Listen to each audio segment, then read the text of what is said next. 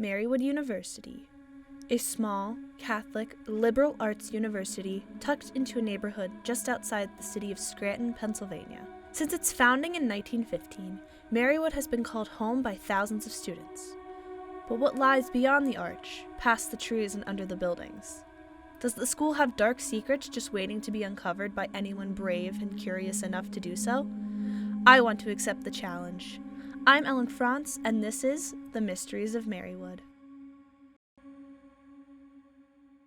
According to its website, Marywood University has more than 2,500 students enrolled. Of these students, 672 of them live on campus in one of the 4 residence halls. All first-year students at Marywood live in Loughran Hall. The dorm, formerly known as the Marian Convent, was built in 1955. The building was used as a retirement residence for IHM sisters who were too infirm or too old.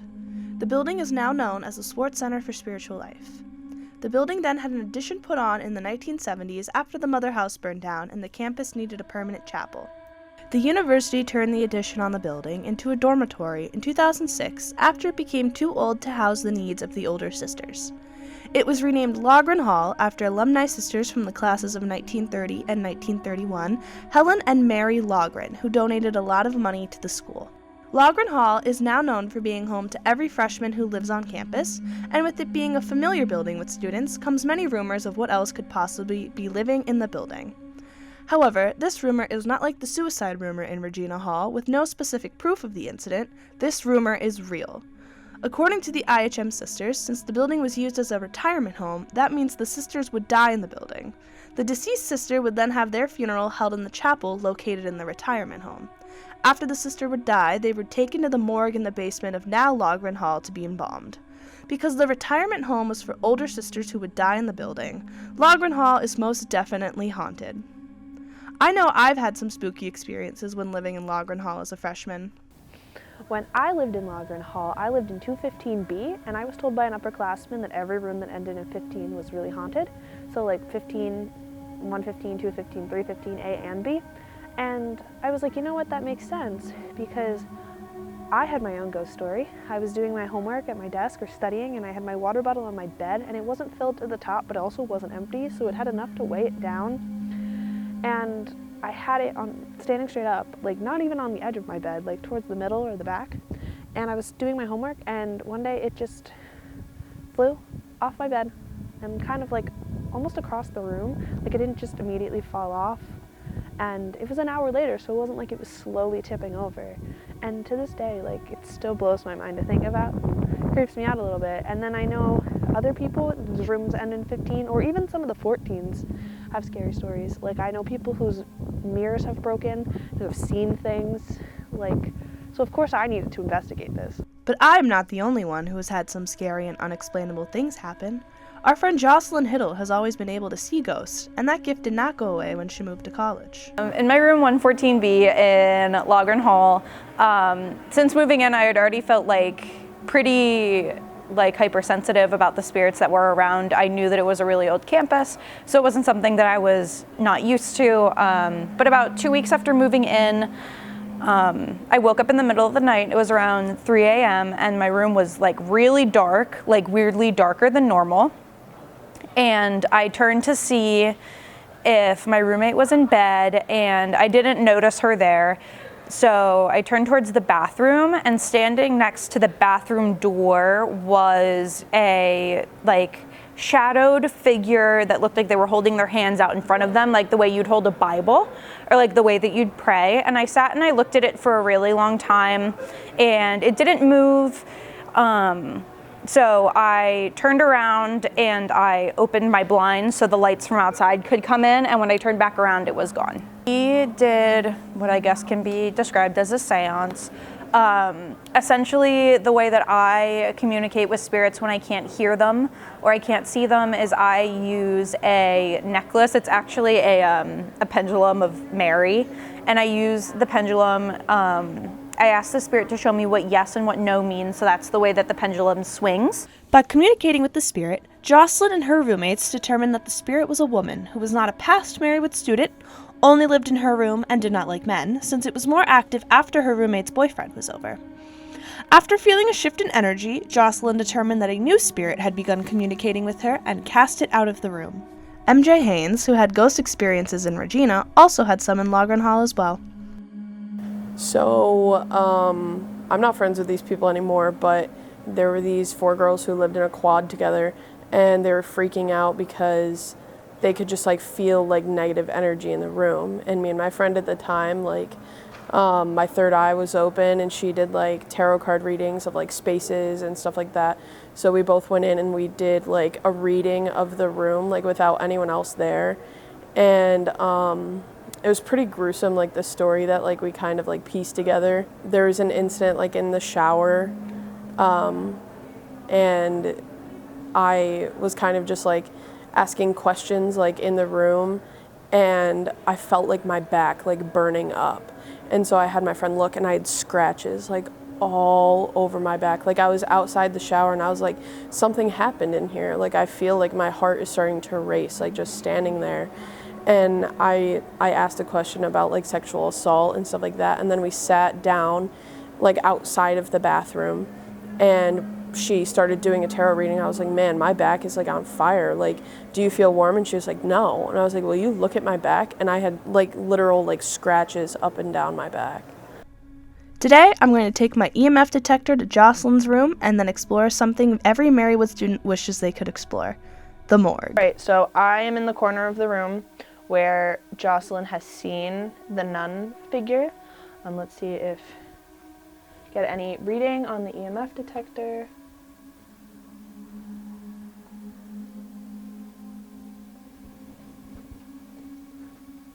Nothing is moving, so I don't know if maybe it's shy, but so far nothing in this corner. Since the EMF detector did not pick up anything unusual, Jocelyn assured me that she could communicate with the spirit in her room. If you can hear me right now, if you're in this room with me, if you're one of the spirits that I've talked to before or comes over from Vic's room, I've invited some of my friends in here if you want to talk to them as well. They want to help tell your story. My friend Ellen is standing next to me. She's holding an object in her hand. If you get close to the object or touch it, the numbers on it will go up and the lights will go off. That's how we can tell that you're here. If you don't have enough energy, please feel free to take energy from me. You are not invited to take energy from anybody else in the room except for me. So we're standing over by Maddie's desk. Feel free to come over and interact with the box in Ellen's hand.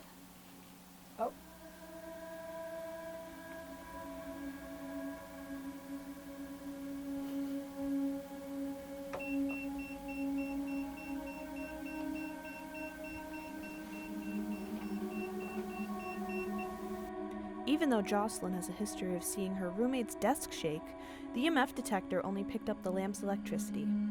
We then tried to communicate with the spirits in a different way. Can you show me what no means? There you go. Thank you. Can you stop it? Thank you.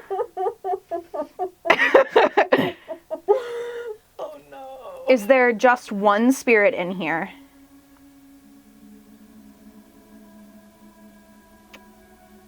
Yes. Just to be clear, there is one spirit in here? Is there more than one spirit in here? Thank you. Can you stop it? Thank you. What do you want to know? I don't know, is it a nun? Can we ask if it's a nun? Mm-hmm. Are you, the spirit that we're speaking to, are you a nun?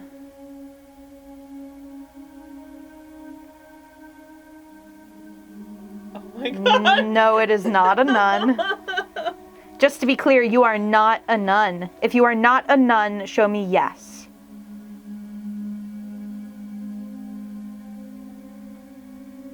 Thank you. Can you stop it? Thank you.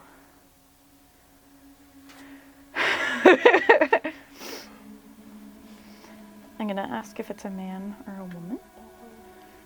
If you are a woman, show me yes. If you are a man, show me no.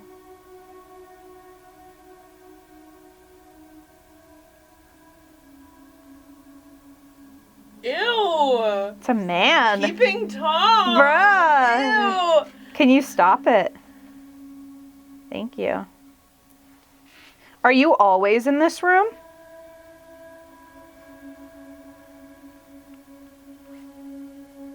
No, he is not. Are you from the room next door? Do you come through the bathroom? Okay. So are you most of the time in the room next door?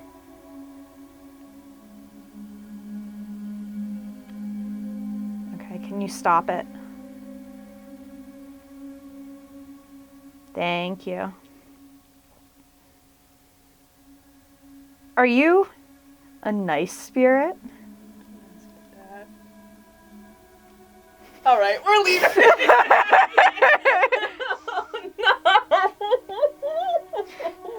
Did you come over here just to talk to Ellen?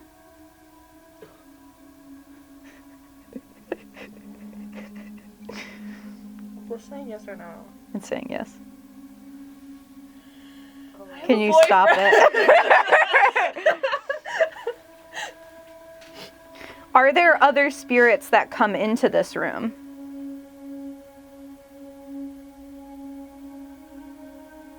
Yes. Can you stop it? Do you stop them from speaking to me? Good at shaking. Yes, you do. Can you stop it? What else would you like to know? I believe... They die here? Okay. Did you die here? No. Why is it here? Can you stop it? If you didn't die here, is it because you were never alive at all? Oh, I didn't like that one. Look at it shaking. Do you not want to tell me? Okay. Can you stop it?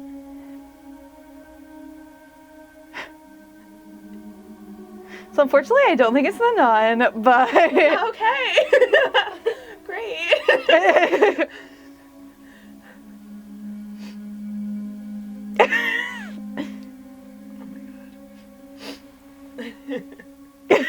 Are you okay?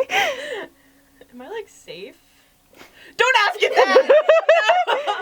You are safe. I am? For the most part, if they're gonna Go to like, church after this. if they're gonna mess with anybody, it's gonna be me. You can't see them, and I can. Okay. I promise. Oh my god. Right? Oh god.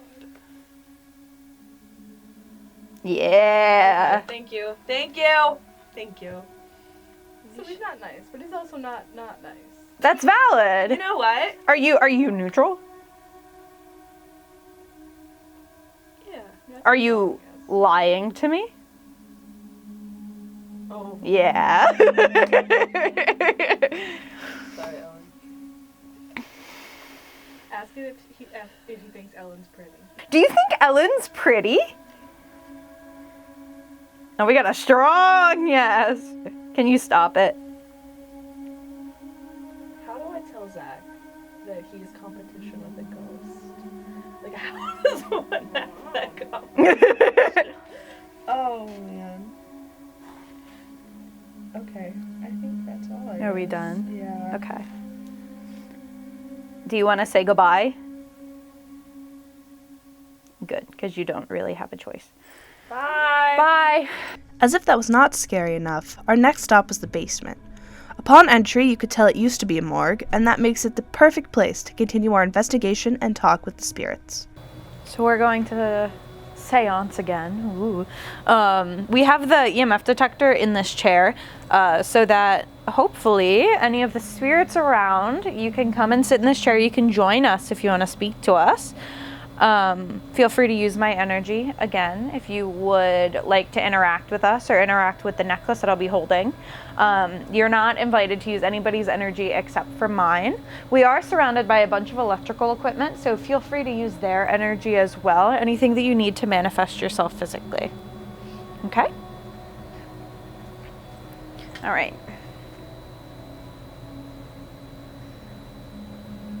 Spirits, can you show me what a yes means?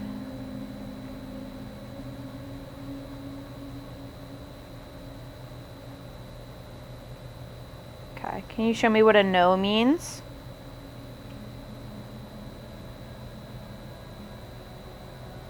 Okay, can you stop? Okay. Are there multiple spirits in the room with us?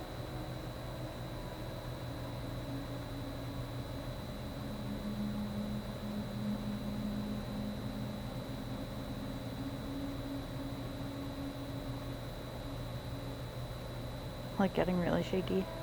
Yes. Okay, can you stop? I feel like I don't know what else to ask. Having like a weird... Like IHM sisters, I guess. Okay. Were you nuns in your life?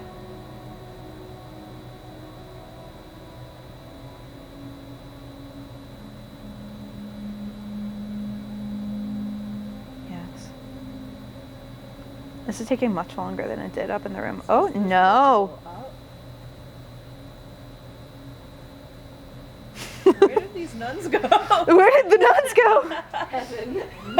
And thank God for that. So, some of you are nuns and some of you aren't.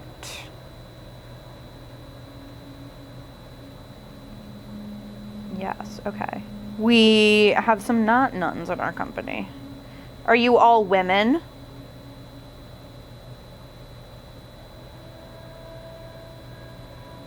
No. Are you all always in this building?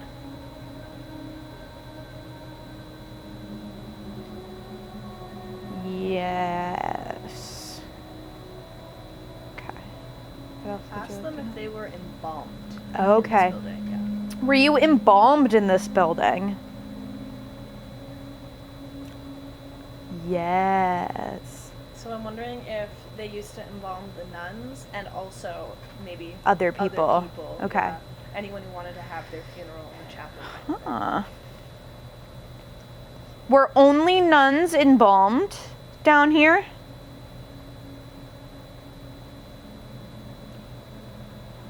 Okay, yes. Interesting.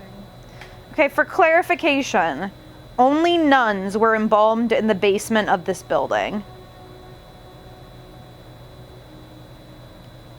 Okay. But not all of the spirits in our company are women.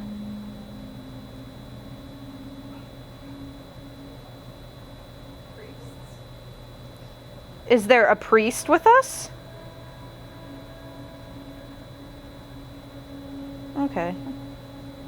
It's a yes. I guess that would make sense. I guess. Hello, Father.